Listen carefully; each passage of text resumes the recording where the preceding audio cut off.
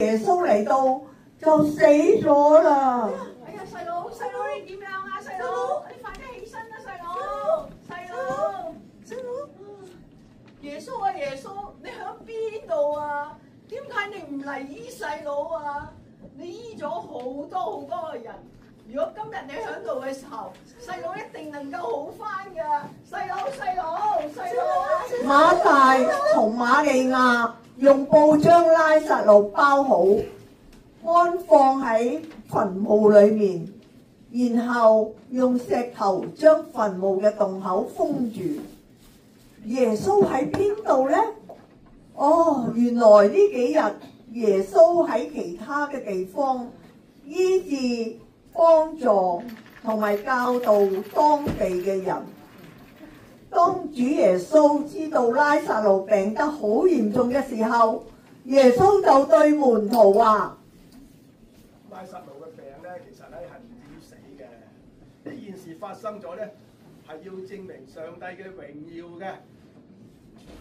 耶穌素來都好愛馬大、瑪利亞同拉撒路三姐弟，但係佢聽見拉撒路病咗，竟然喺佢居住嘅地方仍然住多2日，先至叫門徒一齊去馬大同瑪利亞屋企。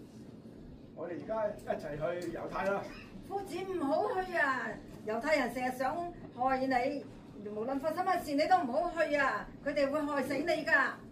但係我嘅好朋友拉撒路瞓着咗覺，我而家想去叫醒佢喎。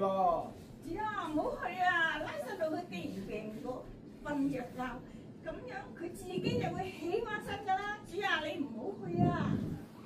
其實耶穌嘅意思係指拉撒路已經死咗，但係門徒以為耶穌話拉撒路好似平時咁樣瞓着覺，於是耶穌就向門徒講明白。拉撒路死咗，但係佢死嗰時咧，佢就唔喺佢身邊喎。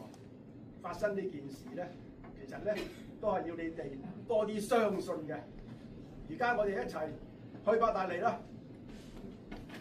跟住耶穌就同門徒起程去拉撒路屋企。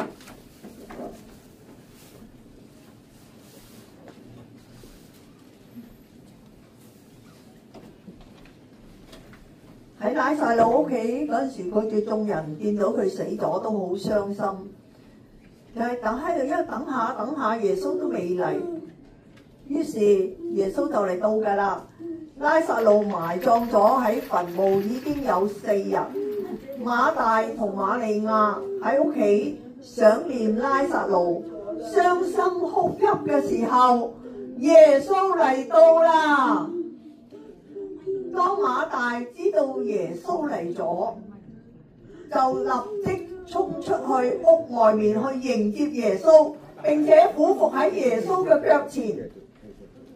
主啊，如果你一早嚟到，我個細佬拉撒路就唔使死啦。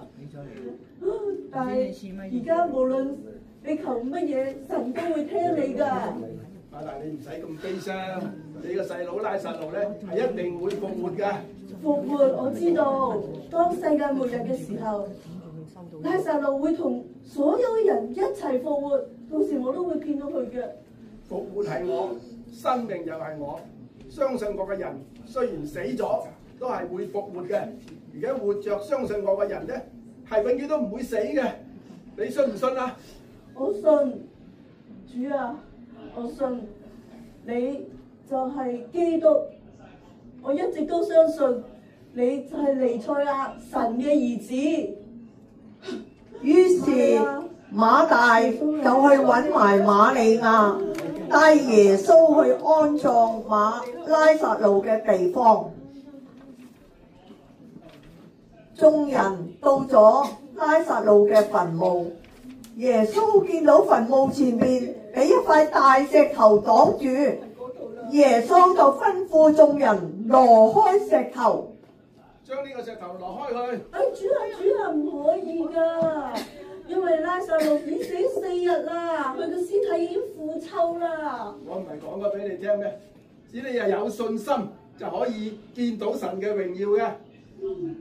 耶穌嘅門徒就一齊幫手挪開石頭。天父啊，我感謝你經常係垂聽我，求你繼續嘅垂聽我嘅禱告。我而家向你佢哋講，就係使到佢哋相信係你差派我嚟呢度嘅。耶穌祈完禱之後，就大聲呼喊，叫拉撒路從墳墓裏面行出嚟。拉撒路出嚟！佢點出嚟啊？佢點出嚟啊？我真係啊！佢行咗出嚟。解開佢啲紗布，俾佢自己行。細佬，哇！你睇係咪細佬先？解開佢。哎呀，真係細佬嚟㗎！真係細佬嚟㗎！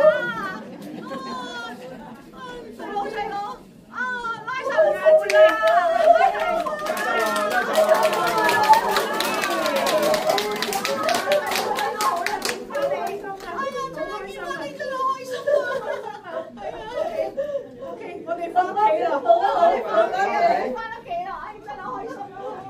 馬大、馬利亞同拉撒路三姐弟就高高興興咁一齊返屋企。企喺周圍嘅猶太人見到耶穌使拉撒路復活所行嘅神蹟，有好多人都信咗耶穌。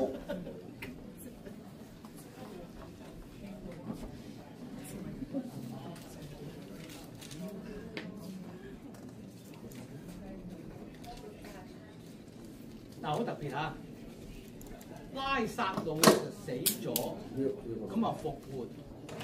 咁我咧細個嘅時候咧，我好特別嘅，我同有同一般人唔同嘅，就係話咧點解一個人會死嘅？點解一個人會死嘅咧？咁樣百年歸老啊嘛！我哋有冇諗過啊？我問你，我哋點解會百年歸老㗎？有冇諗過呢個問題啊？我唔知你有冇諗過啊！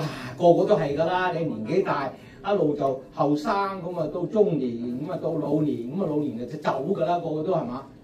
有冇問點解先？點解我哋要走啫？